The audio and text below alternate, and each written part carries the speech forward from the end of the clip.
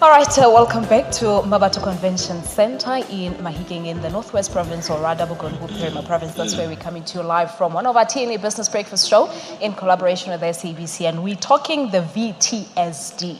Villages, town, and small dorpes in the province as to how they contributing, or they will in the future contribute towards the growth of the economy here in the province. And Mr. just before we go on the floor, I just want to bring one important issue here: the issue of spending. We do know that previously the province would spend in big cities. So how are you, or how has the province improved in terms of spending specifically into the VTSDs?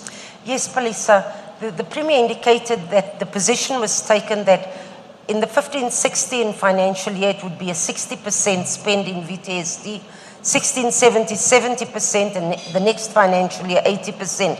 So it would progress. So what we then did was we looked at our goods and services, and certain commodities were ring-fenced to say these are areas, or these are commodities which are non-negotiables, they will go to VTSD areas. For the 15-16 financial year, we were able to spend 34.2% within VTSD areas. When we went back and we went to go and look for the 14-15 financial year, remember there were no stats where to go and, look for these stats and pull them, collate them. We realized that only 19% was spent in our villages and townships and small dorpies. So we had a jump from 19% to 34.2%. And that translated in 14-15 to about 1 billion rand. And after the pronouncement, it went up to 1.8 billion. And as at September this year, we are already on 39.5%. So you can see the increase that is taking place after the pronouncement that has been made. This is for us very important. One of the other things that we also need to say is we have indicated that there's a national policy that we pay suppliers within 30 days. I can quite confidently say that we over 90% of payment within the 30-day period, because a mechanism has been put into place to ensure that we meet this commitment, we meet this priority. So we're on to over 90% payment. In some instances, we have 100% payment for within the 30-day period. All right, so there's a positive pattern there. Yeah. All right, it's time to go to the floor now. At table number 23, Dr. Lesedi Kenneth, if you can just quickly raise up your hand and say your question. There we are. Good morning, Palisa. Good morning, Honorable Premier. Good morning, Honorable MEC. Good people that are here, and good morning, South Africa. Honorable Premier, when we ask these questions, we are representing the voices that are coming out from the ground, because some of us had the benefit of interacting with the communities out there with regards to profiling the communities, as well as the establishment of the chambers of commerce in the VTSD areas. And these are some of the questions that were coming up. We attempted to provide answers, but we would like to use this opportunity to allow those who send us out there to meet with the communities, to now hear from the horse's mouth in terms of what this is all about. So the first question, I have two questions. The first one is, how would the chambers of commerce that are established in the VTSD areas help those who are living in those areas? And the second question is, how would these chambers of commerce established in the VTSD assist those VTSD economies to impact positively on the targeted economic growth for the province? So those are the two questions that I have. Thank you. Thank you very much, Dr. Kenneth. The Premier, you can take one, and the MEC will take another one. Firstly, as I said, Palisa, and thanks for the question, Dr. Lesedi. It's important for our people to be organized.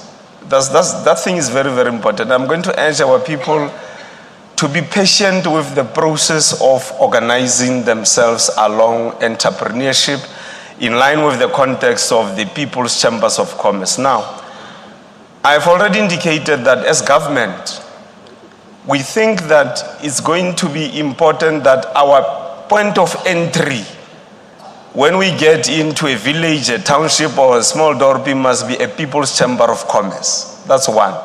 Two, the Chamber of Commerce, they will be working with us as government to make sure that as we bring investors from all over the world to come to the province, the Chambers of Commerce play a central, pivotal role in directing this investment to the strategic areas in the villages, the townships, and the small dorpies. Three, the Chambers of Commerce will be working with local entrepreneurs to make sure that they work with the state-owned entities to drive their agenda such that we can redirect our investment also as government through the state-owned enterprises in the VTSD areas. Four, the private sector in South Africa will want to invest, I'm sure, in the VTSD areas. We have called them to come to the Lekgotla today up to Friday.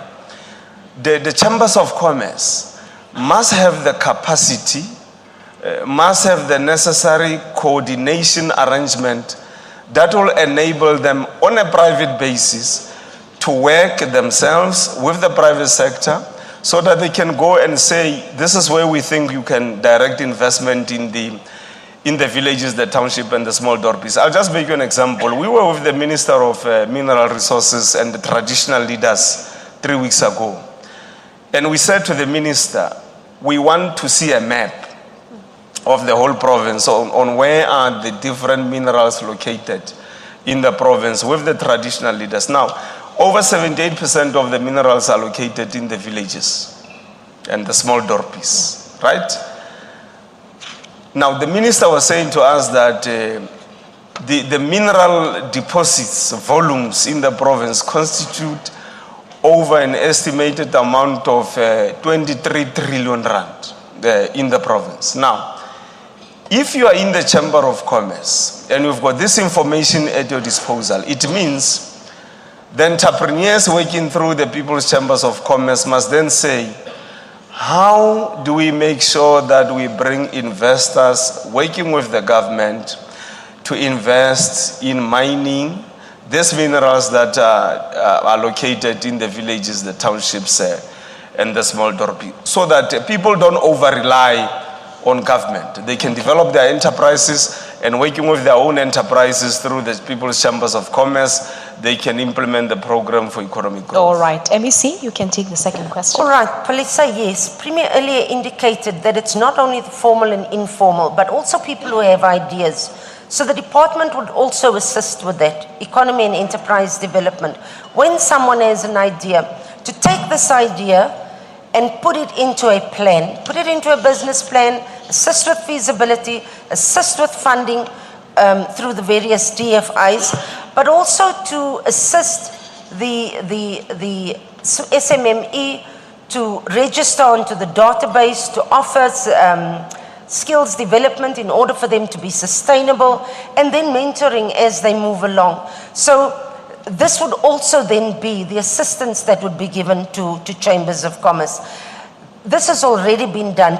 Premier refers to People's Chamber of Commerce, and this then is what the department would also then offer to people coming in, and that is part of the Chamber of Commerce. But is there perhaps a time frame set for this Chamber of Commerce to be organized, Premier? You said people should be patient, but obviously poverty is here. People cannot be patient.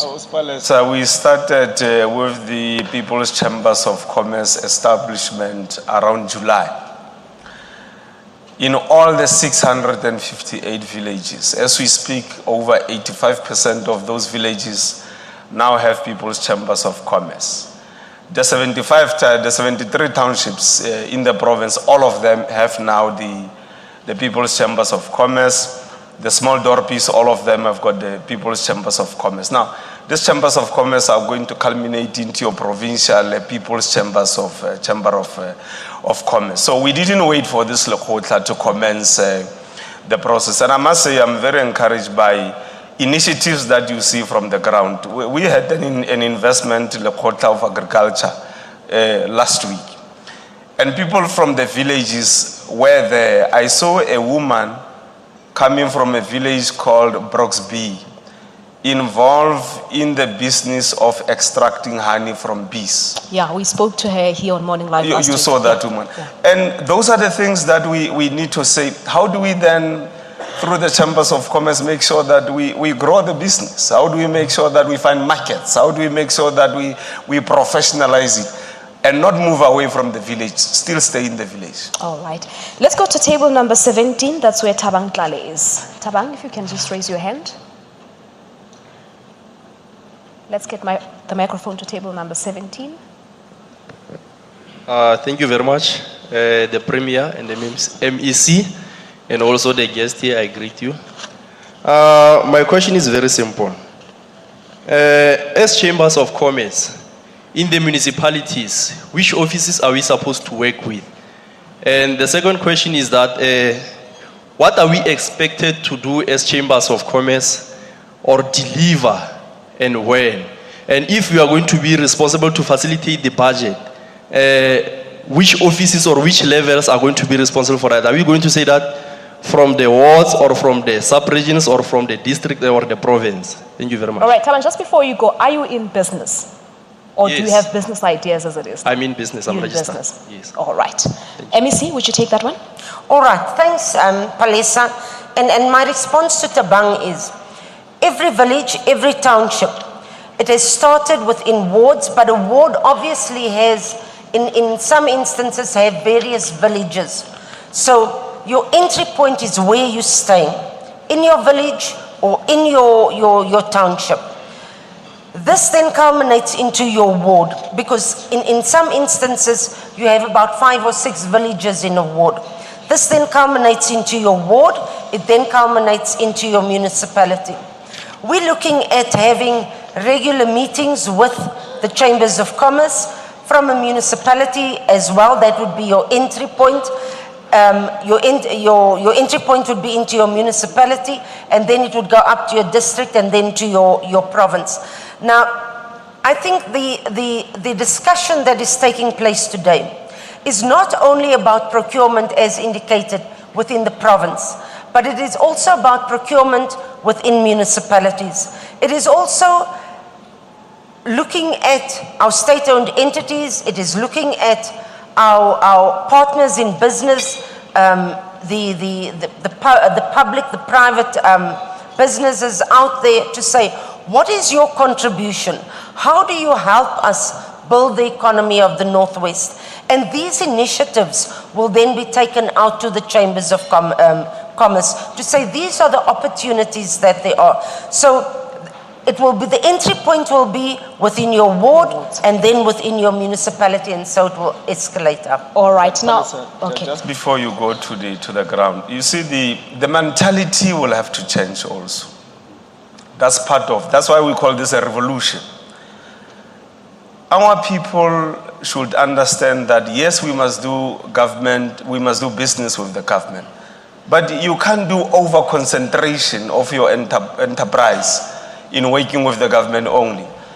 Our plea to our people is that now that we have got the chambers of commerce, we must sit down as the People's Chamber of Commerce and say, what is our approach as a chamber to innovation? How do we make sure that in this village, through innovation, leave government a little bit, who are the people throughout the world, in South Africa, that we can partner with to make sure that in whatever we innovate in, we can commence that thing from the ground, so that we don't over-rely on the government, because the resources from government are not limitless. Government is confined to budgets and so on.